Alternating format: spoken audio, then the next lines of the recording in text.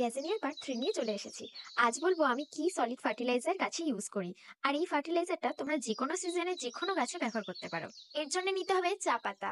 চা করার পরে যেটা সাধারণত সবাই ফেলে দেয় সেটা। এক্ষেত্রে মনে রাখবে তোমরা যদি চায়ে চিনি বা দুধ ব্যবহার করো তাহলে চা পাতাটা আগে ভালো করে ধুয়ে নিয়ে তারপর শুকিয়ে নিতে হবে। আর নিতে হবে পেঁয়াজের খোসা, এটাও শুকিয়ে নেবে। আর যদি তোমাদের কাছে কলার খোসা থাকে তাহলে সেটাও শুকিয়ে নেবে।